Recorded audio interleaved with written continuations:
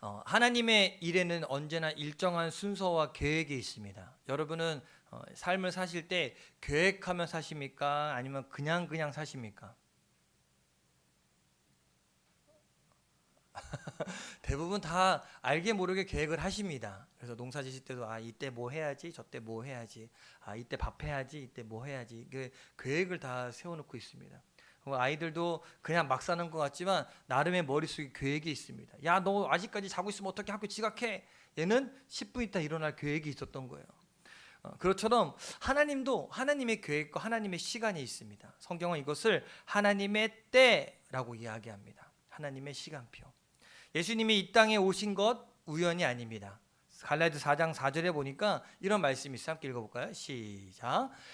때가 참에 하나님이 그 아들을 보내사 여자에게서 나게 하시고 율법 아래에 나게 하신 것은, 자, 하나님이 예수님을 이 땅에 오셨을 때 뭐가 찼다 그랬어요? 때가 찼다. 은혜 받는 것도 때가 있습니다. 고린도후서 6장 2절에 보면 사도 바울이 이사야 선지자의 말을 인용하면서 이렇게 이야기합니다. 함께 같이 읽어볼까요? 시작.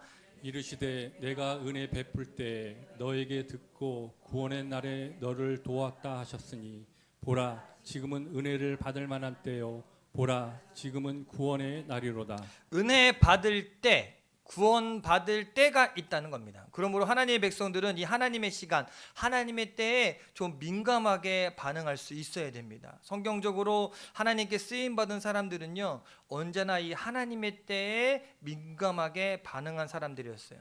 그래서 믿음이란 어떤 의미에서 보면 이 때에 대해서 알고 그 때에 맞게 순종하는 것이라 할 수 있습니다. 구약 성경에 보니까 이사야 선지자가 이 구루터기 신앙에 대해서 말하고 있습니다. 밤나무, 상수리 나무가 무너져도 구루터기만 남아 있다면 소망이 있다. 그리고 이새의 뿌리에서 한 싹이 날 것이다라고 선포합니다. 이사야 선지자는 어두운 현실을 보면서 한탄하기보다 지금이 바로 구루터기를 준비할 때라고 선포하고 있습니다. 또 에레미야 선지자는 의인이 고난을 당하던 때였습니다. 에레미야서를 읽어보면 아시겠지만 엄청난 수모를 많이 당했습니다. 고난을 피해가지도 않았어요. 그 고난을 그대로 다 받는 게 에레미야 선지자였어요. 그래서 우리 에레미야 선지자를 뭐라고 이야기하냐면 눈물의 선지자다라고 이야기해요. 얼마나 고난 가운데 있는지. 그때는 하나님의 심판의 때였기 때문에 그가 할 수 있는 거는 눈물의 기도밖에 할 수 있는 게 없었어요. 이미 하나님이 심판하려고 작정하셨으니까, 바벨론으로 인해서 이스라엘을 심판하려고 작정하셨으니까 에레미야가 할 수 있는 게 없는 거예요. 그 눈물의 기도를 드렸다는 겁니다. 하나님의 언약을 붙잡은 거예요.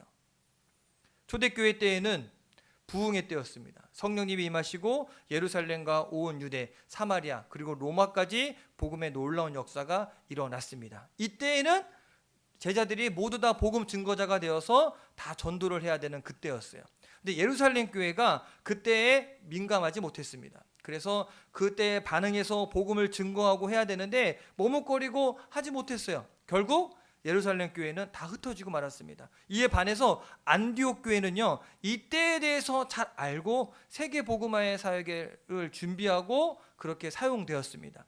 하나님은 이 안디옥 교회를 사용해서 한 시대의 부흥 운동을 잘 전개해 나갔습니다. 자, 봐보세요. 성도들은요, 그래서 때를 잘 아는 것이 중요합니다. 내가 어느 때에 처해 있는가. 혹시 여러분 여러 가지 이유로 신앙생활하기가 어렵고 심지어 주일 예배에 참석하기조차 힘든 분이 계십니까? 그러면 어느 때일까요? 지금 이사야 시대처럼 구루터기를 심을 때입니다. 믿음의 뿌리를 든든히 할 때라는 겁니다. 그럼 하나님이 싹이 나게 하셔서 열매를 맺게 하실 겁니다. 고난과 문제가 닥쳐왔습니까? 그럼 어느 때일까요? 엎드려 기도할 때입니다. 오랫동안 문제가 해결되지 않습니까? 그럼 어느 때일까요? 그때는 모든 방법을 다 버리고, 내 방법 다 버리고 주님께로 돌아와야 할 때입니다. 그 때를 놓치면 어떻게 될까? 놓치면 어떻게 될까요? 놓치면 후회하지 뭐. 때를 아는 지혜가 얼마나 중요한지 몰라요. 학생은 뭐 할 때입니까? 어떻게 아세요? 얘네는 잘 모르는 것 같아. 학생은 공부할 때입니다. 이때 공부하지 않으면 어떻게 됩니까? 나중에 후회합니다. 저한테 물어보세요. 저희 부모님 계시잖아요. 제가 공부할게요, 안 할게요? 공부 안 했어요. 근데 다시 간다 그런다면 아마 지금과 좀 다르지 않을까. 열심히. 때를 놓치면 후회합니다. 반면에 내가 일할 때가 있습니다. 열심히 일할 때. 일할 때가 되었는데 일을 하지 않거나 일할 직장을 가지지 못하면 얼마나 안타까운지 모릅니다. 본인도 안타깝지만 주변 사람들도 안타까워합니다. 우리 삶에도 마찬가지거든요. 기뻐할 때가 있습니다. 또 슬플 때가 있습니다. 고독할 때가 있습니다. 핍박당할 때도 있지만 반대로 승승장구할 때도 있습니다. 성도들은 그때가 어느 때인지 아는 것이 아주 중요합니다. 오늘 우리가 성경을 보면 그때를 놓친 한 어리석은 사람이 등장하게 됩니다. 그게 누구냐면 빌라도입니다. 빌라도는 예수님을 재판하는 자리에서 예수님과 얼굴을 맞대고 대화할 수 있는 너무나 축복된 기회를 가졌습니다. 그 정도뿐만 아니라 이 대화를 하는데 오늘 말씀을 가만히 읽어보면 굉장히 심오한 질문들을 굉장히 많이 합니다. 네가 유대인의 왕이냐? 진리가 무엇이냐? 네가 어디서 왔냐? 그랬더니 주님께서 나는 이 땅에 속한 자가 아니라 내 나라는 여기 있는 나라가 아니야. 이렇게 다 알려주거든요. 아주 중요한 이야기를 빌라도와 예수님이 이렇게 주고받습니다. 성경에 보면 예수님과 이렇게 본질적인 문제에 대해서 길게 오랫동안 얘기한 사람이 많을까요? 적을까요? 굉장히 적습니다. 왕이라고 그렇게 했던 게 아니에요. 헤롯 왕도 예수님과 대화를 하는데 예수님이 헤롯 왕에 대해서 대꾸했을까요? 안 했을까요? 그의 질문에 대꾸를 하지 않아요. 대화조차 하지 않습니다. 왜? 걔는 이미 헤롯은 너무 끝판까지 갔기 때문에. 근데 이 빌라도는 아직 구원받을 기회가 남아 있으니까 그 기회를 계속 주는 것 같아요. 빌라도에게 있어서는 이 시간이 구원의 기회, 축복의 기회였습니다. 심지어 이 34절에 보면 예수님이 빌라도가 네가 유대인의 왕이냐라고 물어봤을 때 이렇게 대묻거든요. 함께 읽어볼까요? 시작. 예수께서 대답하시되 이는 내가 스스로 하는 말이냐 다른 사람들이 나에 대하여 내게 한 말이냐. 이게 무슨 말이냐면 야, 너 누구한테 듣고서 나한테 하는 얘기야? 아니면 네 스스로 생각하기에 정말 그렇게 생각해서 나한테 묻는 거야? 라고 물어봅니다. 이때까지만 해도 예수님은 빌라도에게 은혜의 기회가 있음을 아셨습니다. 그래서 빌라도에게 이 기회, 이 은혜의 때를 누릴 수 있도록 도움을 준 것 같습니다. 그런데 놓쳤어요. 그 은혜를 놓쳤어요. 왜 그랬을까? 오늘 말씀에 보면 이 재판 기록이 쭉 나오거든요. 근데 굉장히 흥미롭습니다. 재판할 때 원고와 피고가 따로 있을까요? 같이 있어야 될까요? 같이 있어야 되죠. 근데 재밌는 게 뭐냐면 원고와 피고가 지금 따로 있습니다. 재판정 안에는 누구만 있어요?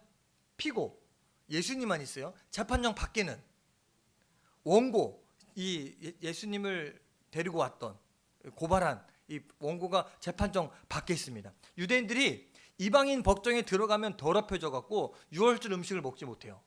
이 유대법에 의하면 율법에 의하면 더럽혀지면 일주일 동안 격리되고 뭐 이렇게 되잖아요. 그러니까 못하니까 자기들이 거기 들어가는 순간 자기들이 더럽힌다 생각하니까 안 들어간 거예요. 밖에 서 있어요. 그럼 누가 왔다 갔다 했냐면 빌라도가 상상을 한번 해보세요. 안에서 예수님께 신문해. 그리고 밖에 나가서 얘네한테 얘기해줘. 다시 들어와서 예수님 신문해. 다시 왔다 갔다 하고 있어요. 누가 지금? 빌라도가. 저는 총독이잖아요. 이 로마에서 파견된 총독이거든요. 그러면 왔다 갔다 하는 게 맞을까요? 니들 안 들어오면 안 할 거야 하는 게 맞을까요? 왜 왔다 갔다 하고 있을까? 왔다 갔다 해, 왔다 갔다. 근데 이러한 빌라도의 모습이 굉장히 상징적인 의미를 갖고 있습니다. 이거는 빌라도 내면의 상태, 이 삶의 상태도 왔다 갔다 하는 삶이라는 것을 그렇게 이야기해 주는 것 같아요. 이리 갔다 저리 갔다 결단하지 못하는 겁니다. 이러지도 저러지도 못하는 사람. 우리는 좋게 얘기하면 우유부단한 사람, 나쁘게 얘기하면 기회주의자. 이렇게 있다가 되면 되고 저렇게 되면 또 안 됐다 왔다 갔다. 그는 예수님과 세상을 왔다 갔다 했어요. 세상에 한 발, 예수님께 한 발 들어놓고 어떻게도 결단을 하지 못했습니다. 진리와 자신의 유익 사이를 왔다 갔다고 할 수 있습니다. 그러다가 그가 결국에는 실패하고 말았습니다. 우리는 이 빌라도의 이야기를 통해서 반드시 알아야 할 것이 있습니다. 그것은 바로 이 믿음의 정도가 어떠해야 하는가라는 문제입니다. 여러분의 믿음은 왔다 갔다 하는 믿음입니까? 아니면 하나님 향해서 뜨거운 믿음이십니까? 믿음에서 제일 큰 문제는요, 두 마음을 품는 겁니다. 두 마음을 품기 때문에 우리는 실패하고, 두 마음을 품기 때문에 하나님의 놀라운 역사를 체험할 수 없습니다. 예수님께서 문제 삼는 것도 바로 이 두 마음 품는 겁니다. 마태복음 6장에 보면 주님은 두 주인을 섬기지 못한다고 말합니다. 한번 읽어볼까요? 마태복음 6장 24절입니다. 함께 읽어봅시다. 시작. 한 사람이 두 주인을 섬기지 못할 것이니 혹 이를 미워하고 저를 사랑하거나 혹 이를 중히 여기고 저를 경히 여김이라. 너희가 하나님과 재물을 겸하여 섬기지 못하느니라. 자, 두 마음을 품으면 안 된다고요. 하나님의 것과 세상 것을 같이 품을 수 없다는 겁니다. 또 두 마음을 품는 대표적인 것, 염려입니다. 염려. 염려라는 의미는 마음이 나누인다라는 의미이기도 하거든요. 염려하는 사람 보면 늘 마음이 나누입니다. 가끔 제가 외출할 때 저희 집 사람이 저한테 다리미 껐나? 라는 질문을 가끔 해요. 이 옷을 갈아입고 나서 다리미를 껐는지 안 껐는지 제 기억이 안 난다는 겁니다. 그러면 그 전까지는 아무런 염려가 없다가 그 말을 듣는 순간 마음이 나뉩니다. 어떤 염려가 있을까요? 안 껐으면 어떡하지? 그러면서 그 생각이 그걸로 끝나니까 계속 어떻게 불나면 어떡하지? 불나면 뭐 초조한 거 뭐가 있지? 그 뭐부터 갖고 와야 되지? 어떡하지? 이게 끊임없이 계속 염려가 이어집니다. 염려하는 순간 왜 그렇게 생각이 많아지는지 모릅니다. 이상해요. 제가 이 간 때문에 이제 2년 전에 CT를 이렇게 찍었더니 그 CT를 검사하면서 전립선에 요만한 좀 사이즈가 큰 낭종이 발견됐다고 대학병원으로 가라 그래서 이제 일산병원에 예약을 하고 MRI도 검사도 하고 이렇게 했거든요. 근데 제가 한번 간증한 적이 있었을 거예요. 요 기간, 그 검사 받고 결과 받고 요 기간 동안 제가 염려했을까요, 안 했을까요? 어떻게 하세요? 내 속도 모르시면서. 분명 아무 생각 없이 살았어요. 불편함 없이 살았어요. 근데 그 순간, 그 짧은 시간이지만 가끔씩 염려가 들어오면 어떤 생각을 하냐면, 이게 만약에 암이면 어떡하지? 나 그러면 수술 받으면은 우리 애들은 넷인데 어떡하지? 그러면 이거 어떡하지? 우리 딸 아직 운전 잘 못하는데 이게 염려가 계속 물고 늘어져요. 한 번 염려가 그 사이에 들어오면 끊임없이 반복되는 겁니다. 여러분 기도할 때 두 마음을 품고 의심하면 응답받을 수 없어요. 여러분 두 마음 품지 맙시다. 한 번 믿었으면 끝까지 가야 돼요. 그때 제가 깨달았어요. 나도 나약한 인간이구나. 아직 멀었구나. 야고보서 1장 6절 7절에 보면 이런 말씀이 있어요. 한번 같이 읽어볼까요? 시작. 오직 믿음으로 구하고 조금도 의심하지 말라. 의심하는 자는 마치 바람에 밀려 요동하는 바다 물결 같으니 이런 사람은 무엇이든지 주께 얻기를 생각하지 말라. 의심하라고요, 말라고요? 우리가 염려하는 순간 의심하게 되고 의심하는 순간 하나님의 역사는 이루어지지 않습니다. 주께 얻기를 생각하지 말래잖아요. 두 마음 품지 말고 한 마음 품읍시다. 이왕 믿는 거 확실하게 믿읍시다. 요한계시록에 나오는 라오디게아 교회를 책망을 하셨는데 예수님이 왜 그랬을까?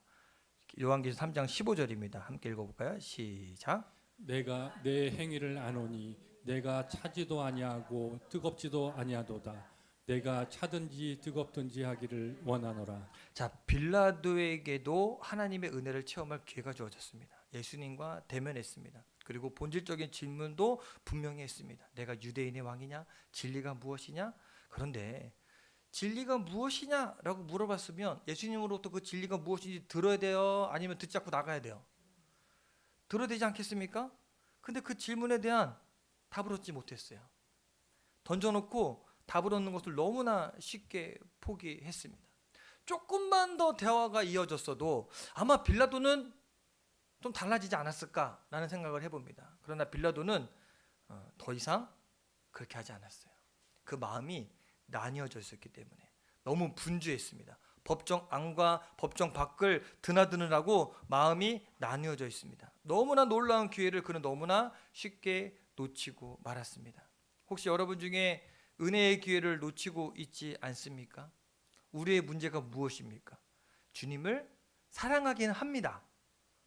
안 사랑하세요? 주님 사랑하긴 하는데 뜨겁게 사랑합니까? 그냥 사랑합니까? 뜨겁게 사랑해야 돼요. 우리는 예수님을 믿되 대강 믿어서는 안 되고 뜨겁게 믿는 믿음이 있어야 됩니다. 믿음의 삶에 있어서 대각은 없습니다. 원래 믿는다라는 말과 열심을 내다라는 말은 서로 통한다는 겁니다. 열심이라는 말은 내가 열심이 아니라 하나님 안에서 열심히 하는 것을 이야기해요. 하나님 안에 들어오면 누구든지 열심을 낸다는 말입니다.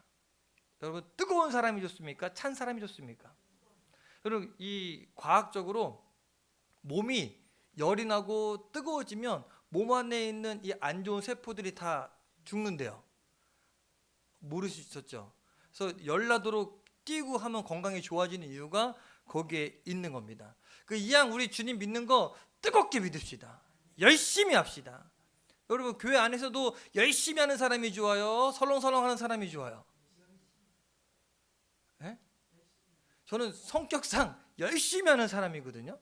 그래서 2년 동안 이제 지방 임원이 돼서 제가 열심히 했어요. 남은 안 하던 것도 열심히 했어요. 근데 다 좋아하더라고. 그럼 하나님 일도 열심히 하면 하나님이 좋아하지 않겠습니까? 기도할 때도 땀이 나도록 기도하고 땀이 나도록 찬송하고, 그렇죠? 우리 육신의 몸속에 있는 노폐물이 사라지고 영적인 노폐물도 다 사라지게 될 것입니다. 왜 우리의 믿음이 병든 믿음처럼 아무 의미 없습니까? 기도할 때 그냥 차갑게 기도하기 때문에 그래요.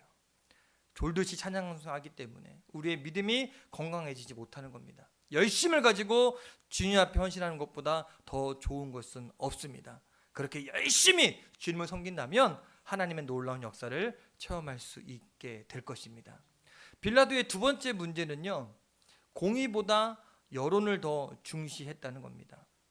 말하자면 믿음의 방향, 또 믿음의 동기의 문제에 있어서 빌라도는 잘못됐습니다. 하나님을 본 것이 아니라, 예수님을 본 것이 아니라 이 여론, 군중을 더 중요시 여겼어요. 왜 그랬을까? 빌라도가 하나님을 몰랐기 때문에 그래요.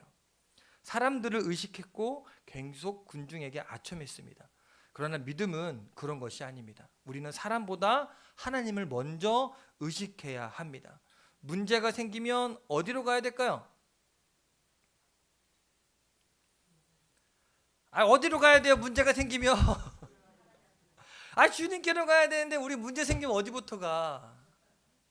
사람한테 먼저 가잖아요. 근데 우리의 믿음의 선배들은요, 어려운 일 생길 때마다, 그리고 위기를 당할 때마다 주님께로 향했습니다.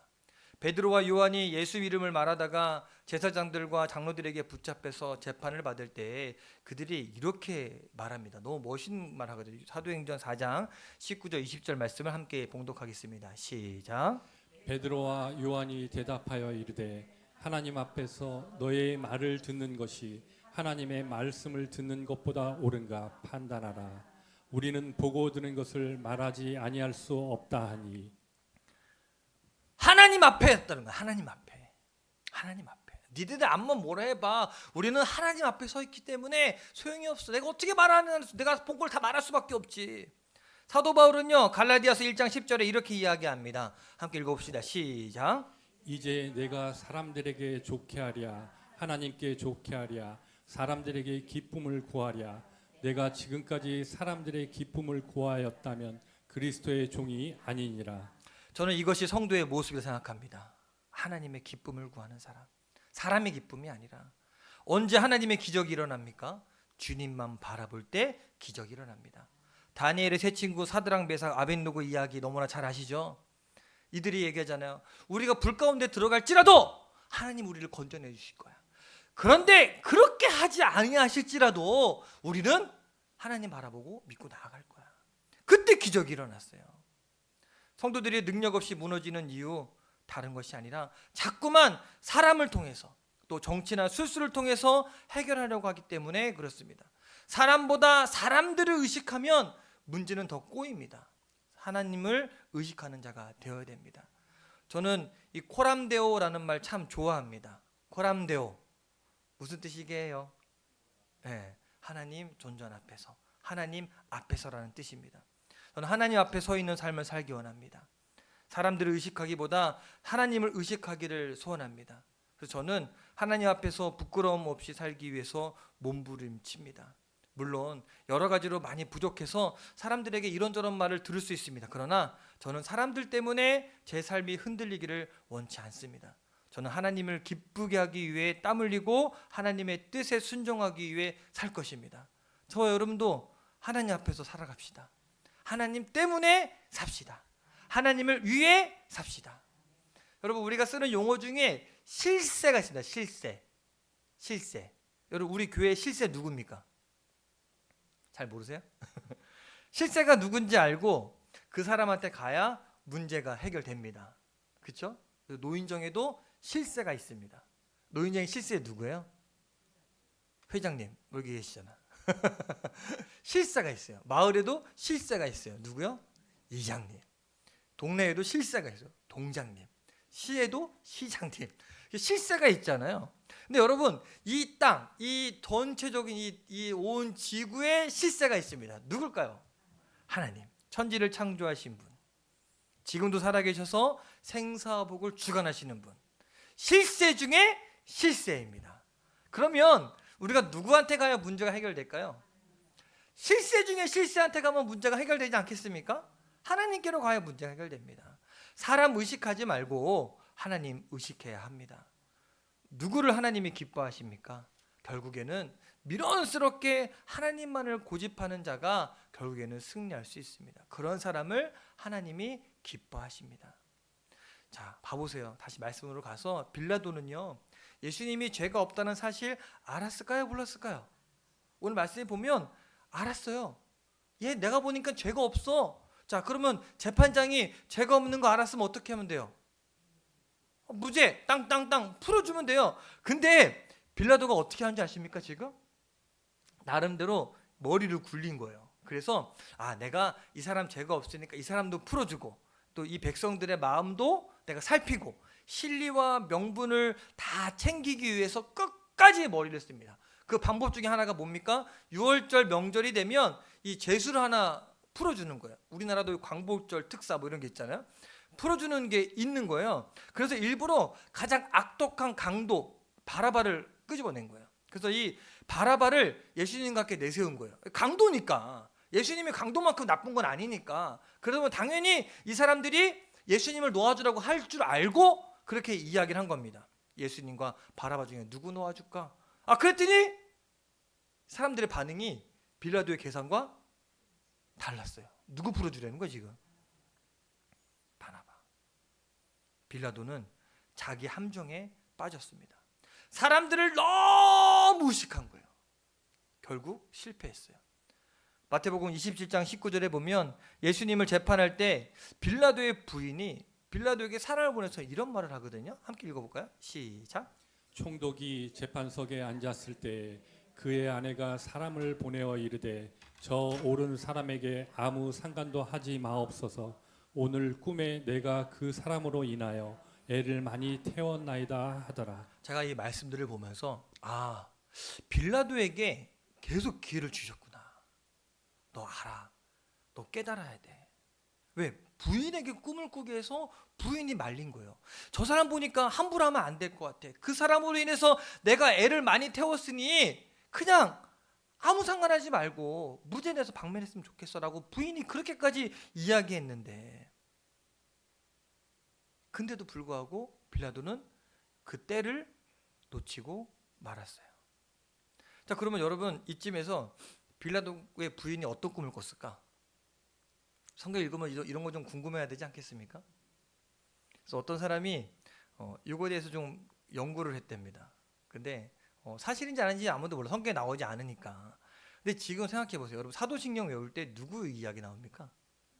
본디오 빌라도에게 고난을 받으사. 지금도 온 세계에 있는 이 크리스천들이 사도신경을 외우면서 누구 이름을 이야기합니까? 본디오 빌라도를 이야기해요. 좋게 얘기해요? 안 좋게 이야기해요? 사실은 예수님을 고난에 빠뜨린 거는 이 유대인들이었거든요. 근데 누구의 이름이 붙습니까? 본디오 빌라도에게. 아마 그 꿈을 꾸지 않았을까? 온 세계 사람들이 자기 남편의 이름을 부르면서 너 때문에 예수님 고난당했어. 너 때문에 예수님 고난당했어. 그 꿈을 꿨으면 내가 밤새도록 괴로웠으니 그냥 놔줘라라고 할 수 있지 않았을까? 수천 년 동안 지금까지도 앞으로도 계속 이 본디오 빌라도의 이름은 좋은 이름이 아니라 예수님을 십자가에 내어준 이름으로 남게 되었습니다. 우리는 빌라도의 실패를 좀 볼 수 있어야 돼요. 빌라도의 실패는 두 주인을 섬기는 데서부터 시작되었습니다. 진정으로 주님만을 섬기기로 결단하는 저와 여러분 되기를 간절히 축원합니다. 근데 놀라운 건 뭐냐면 오늘 보면 마지막에 보면 이런 빌라도의 아쉬운 사건도 있지만 하나님의 은혜를 놀랍게 체험한 한 사람이 나옵니다. 그게 누구냐면 바라바입니다. 바라바는 풀려날 이유가 아무것도 없습니다. 딱 한 가지 이유. 누구 때문에 풀려났어요? 예수님 때문에. 이 바라바라는 영화가 있거든요. 이 영화를 보면 갑자기 이 바라바가 풀려났을 때 이 풀려난 바라바가 너 왜 풀려났지? 너 왜 풀어줘요? 그랬더니 백성들이 너 풀어주래. 그래서 뭐 풀려나는 거예요. 그냥 아무런 영문도 없이. 너 왜 풀려났지? 이렇게 풀려나요. 어리둥절합니다. 그냥 은혜를 입은 자예요. 그 영화에 보면 나중에 그는 예수님 믿는 사람이 되어서 예수님 때문에 자기가 풀린 걸 알아요. 그래 나중에 예수님을 믿게 되고 이 로마의 검투사가 되기도 하고 또 예수님을 위해서 순교하는 자가 되었다라고 묘사를 하긴 합니다. 성경에 나오지 않았기 때문에 이제 그거는 이제 어떻게 된지 잘 몰라요. 어쨌든 바라바는 자기의 노력이나 자기가 뭐 변호사하고서 뭐 이렇게 무죄 방면에서 이렇게 된 것이 아니라 오로지 딱 하나 예수님의 은혜를 철저하게 누렸던 사람이 바라바입니다. 우리는 바라바처럼 그렇게 구원받았습니다. 우리가 구원받을 행위를 해서가 아니라 그냥 은혜로 예수님 때문에 구원받았습니다. 지금은 은혜 때이고 지금은 구원의 때입니다. 그래서 로마서 5장 8절에 보면 이렇게 이야기합니다. 함께 읽어볼까요? 시작. 우리가 아직 죄인 되었을 때 그리스도께서 우리를 위하여 죽으심으로 하나님께서 우리에 대한 자기의 사랑을 확증하셨느니라. 요한복음 3장 16절에는 시작. 하나님이 이 세상을 처럼 사랑하사 독생자를 주셨으니. 자, 성경에서 이야기하는 것은 딱 하나예요. 하나님이 우리를 사랑하셔서 우리를 그냥 우리가 뭐 노력하지 않아도 그냥 우리를 구원해 주시고 우리를 위해 죽으시고 우리를 너무너무 사랑하셨다는 겁니다. 하나님이 우리에게 주신 구원은 은혜입니다. 빌라도처럼 머리 쓰지 않아도 돼요. 두 마음 품지 말고 미지근하거나 머뭇거리지 말고 그냥 주님의 은혜의 강에 풍덩 빠지시게 되기를 간절히 축원합니다. 머뭇거릴수록 손해입니다. 사람 의식하지 말고 하나님만 바라봅시다. 은혜의 기회, 구원의 기회, 부흥의 기회가 다 가기 전에 주님께 온전히 헌신하는 저와 여러분 되기를 주님의 이름으로 간절히 축원합니다. 자, 지금 물어볼게요. 두 마음 품을래요? 한 마음 품을래요? 한 마음 품으시겠습니까? 하나님만 바라보시겠습니까? 정말로요? 빌라도의 실패가 우리에게 반면교사가 되어서 이대로 살지 마시고 요 반대로 삽시다. 주님을 찾고 두드리고 내 머리 굴리지 말고 주님의 뜻대로 살아가실 때 주님이 우리에게 주신 그 기회, 그때 하나님의 때를 온전히 누릴 수 있게 되기를 주님의 이름으로 간절히 축원합니다. 우리가 찬양하고